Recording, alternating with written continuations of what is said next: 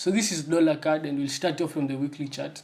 So looking at this pair from the weekly chart, we discover that we've been moving sideways. And if I use one of the strategies that we use, the inside bar formation, discover that you have not yet broken out, or we have not yet taken out any of these levels. So 1.3430 and 1.3250 on this lower side, so probably a 200 pip range. So if I go down to the daily chart, you will be able to see this clearly, on the daily chart. That's it. Now this area that I've highlighted, you can see that we've been bouncing 1, 2, then we bounced off, then we came back lower, and now it seems like we're moving higher. So unless we break this counter trend line and take out R1, that's when I'll be looking for long plays on up to R2. But as long as we remain below R1 and we remain below this trend line, this counter trend line, then I'm looking for short plays to 1.30, just like as I told you earlier on our last week's update on this pair. 1.33, however, is proving to be a key level. As you can see, we have tried breaking past this level for quite some time now, and this is just one of that time. Then we had another time rejecting at this point, actually. Then we had another time and another one. So probably 5 or 6 times a demand zone has been rejected.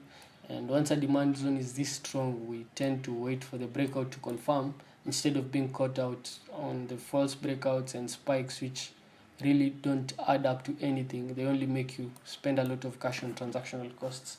So if you go down to the 4-hour chart on this setup, so this is the 4-hour chart. I've discovered something very good. Last week, actually, I highlighted that we could be getting a move. I had this channel over here, and so I highlighted that we'll be getting a move to touch this channel the third time, then a drop to take out 1.33. So if we get a break of 1.33, then I'll be looking for shorts to 1.3150, as I've told you on the daily chart. But I'll also be cautious because I expect the market can do this. So perhaps we'll get a move to touch this point. Then we will officially now get this move to move lower, breaking past 1.33, because this level looks like a strong level. And I executed this short trade, but unfortunately I never took out my orders at this point. Instead, I was busy doing something else, and I'd not moved my stop past break even. So what happened was I was taken out to this move, which was catalyzed by some fundamentals. We all get screwed up sometimes with the markets. This is normal. You just get used to it. Anyways, looking at this pair right now, we discover that we are rejecting the 1.3390 level, which I can highlight for you to see using the blue line. And you've rejected it 1 time, 2 times, and now this is the 3rd time.